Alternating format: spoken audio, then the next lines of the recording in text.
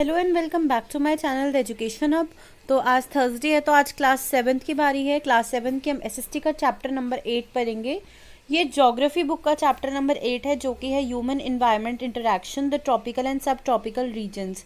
यानी कि हमारे जो ट्रॉपिक्स पे रीजन है और सब ट्रॉपिकल रीजन्स है, वहाँ पे लोग कैसे रहते हैं, कैसे उनकी लाइफ होती है, उसके बारे में हम डिटेल में इस चैप्टर में पढ़ेंगे। ठीक है, मैं वापस रिपीट कर देती हूँ। क्लास से सेवन्थ का ज्योग्राफी का चैप्टर नंबर 8 है ये। ठीक है, अब स्टार्ट करते हैं हम इस चैप्टर को। ये पूरा ही टॉपिक चैप्टर जो है वो मेन है, ऐसा नहीं है कि ये लाइन इंपॉर्टेंट नहीं है, ये लाइन इंपॉर्टेंट है। पूरा चैप्टर ये इंपॉर्टेंट है। तो आप जब भी रिवीजन पे जाएं, अपने इस पूरे चैप्टर की एक बार रिवीजन कर लें। और यहाँ पे आप लिख भी सकते हैं इम्पॉर्टेंट, इसको टिक करके आप यहाँ पे लिख लीजिए इम्पॉर्टेंट। ठीक है, क्योंकि पूरा चैप्टर इम्पॉर्टेंट है। अब देखते हैं।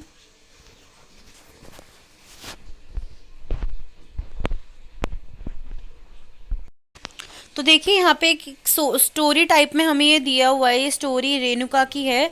तो वो क्यों एक्साइटेड थी? वो इसलिए एक्साइटेड थी क्योंकि जो उसके अंकल थे, श्रीकांत अंकल, वो 4 महीने के बाद उनके घर आने वाले थे। और वो एक वाइल्ड लाइफ फोटोग्राफर हैं और उन्होंने बहुत ज़्यादा ट्रैवलिंग करी है। वाइल्ड लाइफ फोटोग्राफर मतलब जैसे जो जानवरों वगैरह की, ट्रीज़ वगैरह की, इन सब चीज़ों की फ़ोटो क्लिक करते हैं, उनकी वो फोटोग्राफर हैं। तो वो बहुत एक्साइटेड थी क्योंकि रेणुका को इंटरेस्ट था इन सब चीज़ों में। और शुरू से ही उसने नेचर की बुक्स वगैरह देखी हैं, पेड़ वगैरह की, डिफरेंट एनिमल्स की बुक्स देखी हैं, उनके पिक्चर्स देखी हैं। ठीक है, तो अब वो ये जानना चाहती है कि कैसी जगह पे कैसी ज़मीन है, वहाँ पे लोग कैसे रहते हैं, और वो इन सारी चीज़ों को लेके बहुत ज़्यादा क्यूरियस है। ठीक है, in these pictures Renuka you can see people from different parts of the world.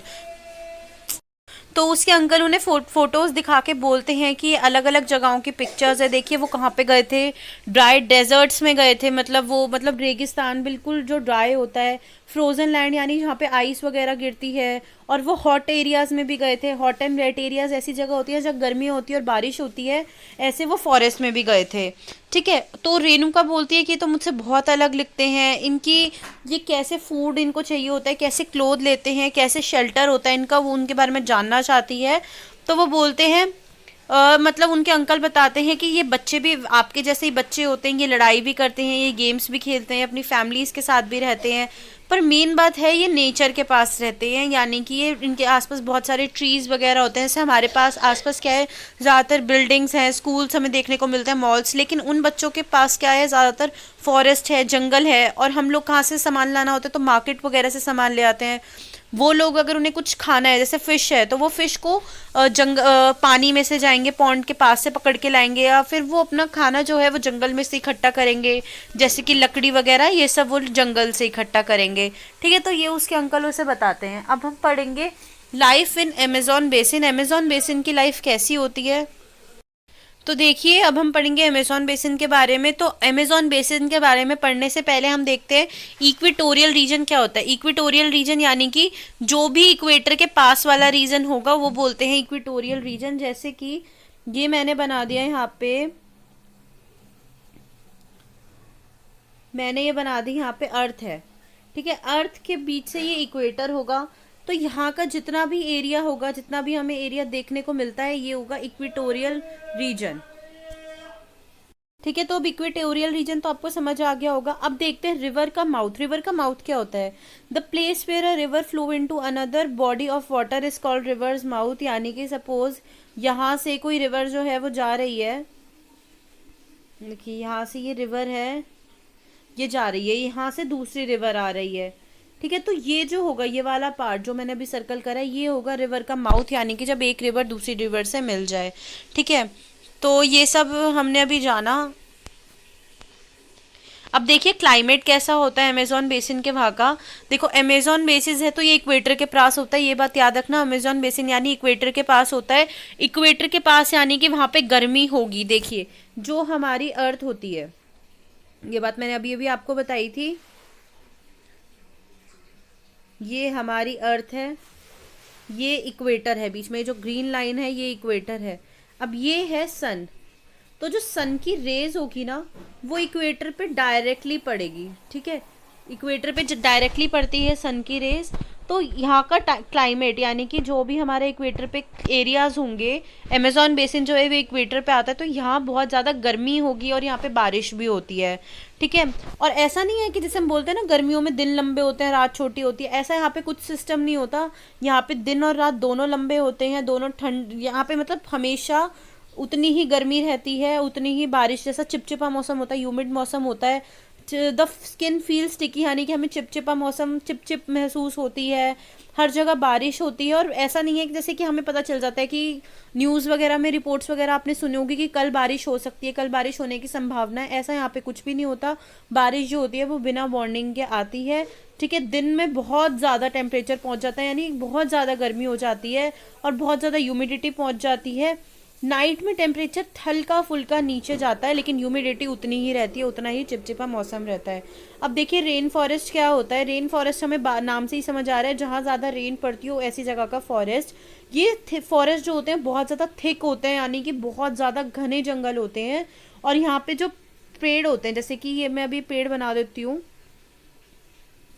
जैसे ये पेड़ है, तो ये इतने ज़्यादा घने जंगल होते हैं, इतने ज़्यादा घने जंगल होते हैं। देखिए कि ऊपर का जो रास्ता है ना वो सारा ब्लॉक हो जाता है। देखिए ऊपर से सनरेज ज़्यादा नीचे तक ही नहीं पहुंच पाती, क्योंकि ट्रीज ने क्या करा, ट्रीज की छत ने बना लिया है एक, मतलब बिल्कुल रूफ बना ली, छत बना ली ट्रीज के टॉप ने, और जो सनलाइट है वो नीचे तक आ ही नहीं पाएगी, क्योंकि इतने घने जंगल है, इतनी सारी पत्तियां हैं, इतना सारे पेड़ हैं कि वो जो नीचे तक आ ही नहीं पाती सन। तो इस वजह से डार्क रहता है, नीचे अंधेरा रहता है, दिन में भी अंधेरा रहता है। अब देखिए यहाँ पे कौन सी बर्ड्स रहती हैं, ऑर्चिड, बॉर्मेडियंस और ये सारे प्लांट्स यहाँ पे उगते हैं। यहाँ पे बहुत सारा फौना है। देखिए मैं आपको एक चीज़ बता देती हूँ, दो चीज़ होती है, एक होता है फ्लोरा, एक होता है फौना। अब इन चीज़ों को याद करने के लिए सिंपल सी ट्रिक है। ठीक है। जैसे देखिए ये मैंने लिखा है यहाँ पे फ्लोरा, और मैंने यहाँ पे लिखा फौना। देखिए पहले हमेशा हम बोलते हैं फ्लोरा, पहले हम हमेशा क्या बोलेंगे, हम हमेशा बोलेंगे पहले फ्लोरा, फिर हम बोलेंगे फौना। और हम इंग्लिश में कैसे बोलते हैं, प्लांट्स एंड एनिमल्स बोलते हैं ना, तो ये प्लांट्स हो गए, एनिमल्स हो गया। ठीक है। फ्लोरा मीन्स प्लांट्स और फौना मीन्स एनिमल्स। तो आप हमेशा ऐसे याद रखिए, इंग्लिश में हम किसको पहले बोलते हैं, फ्लोरा को, ऐसे ही हम पहले किसको बोलते हैं, प्लांट्स को, फिर बाद में किसको बोलते हैं, फौना को, ऐसे ही हम एनिमल्स में करते हैं, बाद में हम लोग बोलते हैं फौना को। तो ये फौना में भी बहुत वैरायटी है, यानी कि यहाँ पे एनिमल्स बहुत सारे पाए जाते हैं, बर्ड्स, मकाओ, ठीक है, लायन टेल मकाओ, ये सब, मंकी, स्लॉथ, एंट ईटिंग टेपर्स, ये सब यहाँ पे पाए जाते हैं, क्रोकोटाइल, एनाकोंडा, ये सब भी यहाँ पे पाई जाते हैं, फिश वगैरह भी यहाँ पे पाई जाती है। तो ये रिच है, किस में रिच है, ये फ्लोरा में भी रिच है और फौना में भी रिच है। अब देखिए लोग कैसे रहते हैं वहाँ के, people of the rain forest, मतलब जो लोग होते हैं वहाँ पे पेड़ काट काट के अपने स्मॉल एरियाज में पेड़ कटिंग कर दी और वहाँ पे अपना फूड उगाते हैं। मेन जो होते हैं वो हंटिंग पे जाते हैं, शिकार पे जाते हैं, फिश पकड़ के लाते हैं। और जो लेडीज़ होती हैं घर की, वो क्या करती हैं, जो उन्होंने पेड़ काटे थे वहाँ पे जो क्रॉप्स उगी हुई है उसका ध्यान रखते हैं। अब बात आती है कि क्रॉप्स क्या उगती हैं, तो क्रॉप्स होती है टेपियोका। टेपियोका होता है साबूदाना। ठीक है। साबूदाना, पाइनएप्पल, स्वीट पोटैटो यानी शकरकंदी, ये सब करते हैं। हंटिंग फिशिंग करते हैं ये। अब देखिए यहाँ पे साथ में एक एक्टिविटी आती है, slash and burn agriculture. Slash and burn agriculture के बारे में हम एक बार जान लेते हैं क्या होता है। स्लैश एंड बर्न एग्रीकल्चर में देखिए, स्लैश वर्ड से क्या समझ आ रहा है, स्लैश एंड बर्न यानी कि जब एक एरिया में हमने कोई फसल उगाई, कई साल हमने एक फसल उगा दी, अब फसल उगाने के बाद क्या होगा कि वो जो ज़मीन होगी वो बंजर हो जाएगी। उस ज़मीन को बंजर होने के बाद क्या करना पड़ेगा, हम वहाँ के सारे पेड़ को काट देंगे। ठीक है। और उस मैदान पे कई सालों तक कुछ नहीं उगाएंगे। ठीक है। कुछ सालों तक कुछ नहीं उगाएंगे, लेकिन क्या होता है जंगलों में जो होते हैं कुछ पेड़ पौधे अपने आप उग जाते हैं, उन्हें उगने देंगे, उनको हम नहीं छेड़ेंगे। अब क्या हुआ, जब वापस कुछ साल हमने उस ज़मीन को छोड़ दिया, हम उस ज़मीन पे आएंगे और उसके बाद क्या करेंगे, उस ज़मीन पे आने के बाद वो जो पेड़ वहाँ पे उगे थे हम उनको जला के उसी मिट्टी में दफना देंगे, ताकि उस ज़मीन के जितने भी न्यूट्रिएंट्स वगैरह उन छोटे छोटे पेड़ पौधों ने ले लिए, हम उनको उसी में दफना देंगे ताकि वो न्यूट्रिएंट्स वापस सॉइल में चले जाएं। ऐसे होता है स्लैश एंड बर्न एग्रीकल्चर। ठीक है। अब देखिए जो रेन फॉरेस्ट होता है ये लोगों को घर बनाने के लिए लकड़ी वगैरह भी प्रोवाइड करता है, लकड़ी का साधन हो जाता है लोगों का, इससे लोग घर बना लेते हैं। ठीक है। अच्छा, अब देखिए नेक्स्ट क्या है, development of activities are leading to gradational destruction of biological diverse rain forest, यानी कि अब क्या हुआ, जैसे धीरे धीरे डेवलपमेंट होती जा रही है तो लोग क्या कर रहे हैं, ज़्यादा से ज़्यादा पेड़ काट रहे हैं, इसकी वजह से जो नेचुरल सिस्टम है वो डिस्टर्ब होता जा रहा है। बहुत जगह जो है फॉरेस्ट वो डिस्टर्ब हो गए हैं, टॉप सॉइल उड़ गई, अब देखिए वॉश अवे हो गई। देखिए जैसे ये पेड़ होते हैं ना, ये पेड़ जिस भी मिट्टी में उगते हैं ये उस मिट्टी को पकड़ के रखते हैं, होल्ड करके रखते हैं। पेड़ की रूट्स होल्ड करके रखती है मिट्टी को। अगर पेड़ ही कट जाएंगे तो ना तो पेड़ होगा ना रूट्स होगी, और वो मिट्टी भी बह जाएगी पानी आने, बाढ़ वगैरह आने से, या फिर हवा से भी मिट्टियाँ उड़ जाती हैं। ठीक है, तो इस वजह से क्या हो रहा है, हमारा जो फॉरेस्ट हो रहा है उसका डिस्ट्रक्शन हो रहा है और ये इम्बैलेंस क्रिएट कर रहा है। अब हम देखेंगे life in the Ganga Brahmaputra basin, यानी कि गंगा ब्रह्मपुत्र बेसिन में कैसी लाइफ होती है। अब देखिए कि गंगा ब्रह्मपुत्र बेसिन क्या है। देखिए जब गंगा ट्रिब्यूटरी, गंगा की ट्रिब्यूटरी मैं बता देती हूँ एक बार क्या होता है। ट्रिब्यूटरी होता है कि जैसे कि दो रिवर्स हैं वो फ्लो होके आ रही हैं, कोई इधर से आ रही है कोई उधर से आ रही है, और वो इस मेन रिवर में जब मिल रही है, इस मेन ओशन या फिर मेन वाटर बॉडी में मिल रही है, तो ये हो गई, ये सारी हो गई ट्रिब्यूटरीज। ठीक है, तो गंगा और ब्रह्मपुत्र की दोनों की मिला के एक ट्रिब्यूटरी होती है, वहां पे गंगा ब्रह्मपुत्र बेसिन होता है। ठीक है, तो वहाँ पे लाइफ कैसी होती है उसके बारे में देखेंगे। यहाँ पे क्या पाया जाता है, सुंदरबन डेल्टा यहाँ पे है। ठीक है, ऑक्सबो लेक है यहाँ पे, ऑक्सबो लेक यहाँ से बहती है, और यहाँ पे कैसा क्लाइमेट होता है, मानसून का क्लाइमेट होता है, यानी कि बारिश होती रहती है। अब ये नदी किनारे समुद्र किनारे है तो मानसून क्लाइमेट ही होगा, बारिश होती है। और बारिश किस टाइम होती है, जून से स्टार्ट होकर सितंबर तक ये बारिश चलती है। ये यहाँ का मौसम ठंडा भी होता है, गर्म भी होता है, यानी हॉट भी होते हैं, और यहाँ पे समर्स भी आती हैं और विंटर्स भी आते हैं। समर्स बहुत ज़्यादा गर्म होते हैं, और विंटर्स जो होते हैं वो बहुत ज़्यादा ठंडे होते हैं। यहाँ पे हमें अलग अलग टोपोग्राफी, यानी कि अलग अलग टाइप के ज़मीन देखने को मिलेगी। कोई स्टीप स्लोप्स हैं यहाँ पे, कोई कहीं कहीं पहाड़ है। ठीक है, स्टीप स्लोप्स देखिए ऐसे होते हैं, ऐसे ऐसे छोटी छोटी पहाड़ियाँ होती है, पहाड़ियों के ऊपर पहाड़ियाँ बन रही होती हैं। कुछ सिंपल माउंटेन, सिंपल पहाड़ हैं, तो ये सारे हमें देखने को मिलती है टोपोग्राफी यहाँ पे।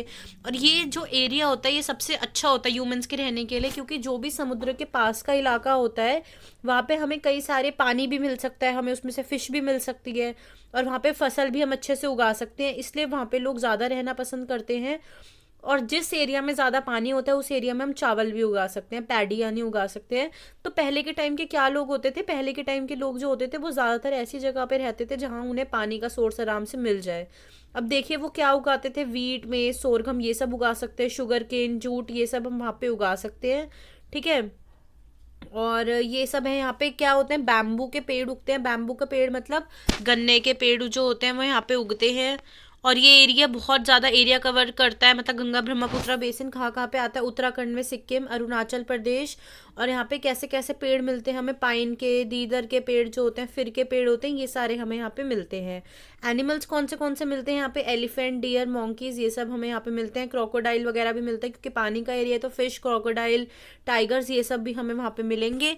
यहाँ के आसपास रहने वाले लोग ज़्यादातर पता है क्या खाते हैं, देखो समुद्र के पास की जगह है, मतलब नदी वगैरह के पास की जगह है, तो यहाँ पे चावल भी उगेंगे, और नदी है तो फिश भी होंगी, तो यहाँ के लोग ज़्यादातर फिश और राइस खाते हैं। यहाँ का स्टेपल फूड है, स्टेपल फूड यानी कि जो ज़्यादातर यहाँ पे खाया जाता है वो है हमारा फिश एंड राइस। ठीक है, अब यहाँ पे कई सारी बिग सिटीज़ हैं, जैसे कि आप लोगों ने नाम भी सुना होगा, इलाहाबाद, कानपुर, वाराणसी, लखनऊ, पटना, कोलकाता, ये सब यहाँ पे कवर होते हैं। और ये सारा जो पानी होता है यहाँ पे बहता है, और यहाँ से इंडस्ट्रीज़ वगैरह भी हैं, यहाँ पे बहुत सारी इंडस्ट्रीज़ मतलब फैक्ट्रीज़ वगैरह भी हैं जो इसका पानी यूज़ करती हैं अपने प्रोडक्शन में। रिवर हुगली भी यहाँ से पास होती है, रिवर हुगली का भी आपने नाम सुना होगा, जो कि कोलकाता से पास होती है। अब यहाँ पे ताजमहल के पास भी रिवर है, वो रिवर यमुना है आगरा में। और इलाहाबाद के पास भी गंगा है, यमुना है। यहाँ पे लोग आते हैं, मंदिर वगैरह भी यहाँ पे बने हुए हैं, वहाँ पे आके पूजा करते हैं। तो यहाँ का जो टूरिस्ट स्पॉट है, ये भी एक तरह से कह सकते हैं कि हम यहाँ पे एक बहुत अच्छा टूरिस्ट स्पॉट माना जाता है, गंगा ब्रह्मपुत्र बेसिन। तो आज हमने इस चैप्टर 8 में पढ़ा था कि ह्यूमंस कैसे रहते हैं ट्रॉपिकल और सब ट्रॉपिकल एरिया में। होप है आपको वीडियो समझ आई होगी, आपके टॉपिक और डाउट्स क्लियर हो गए होंगे। अगर फिर भी किसी के डाउट्स होते हैं तो वो कमेंट सेक्शन में पूछ सकता है। And if you like watching the education of videos, to do subscribe to my channel. Thanks for watching.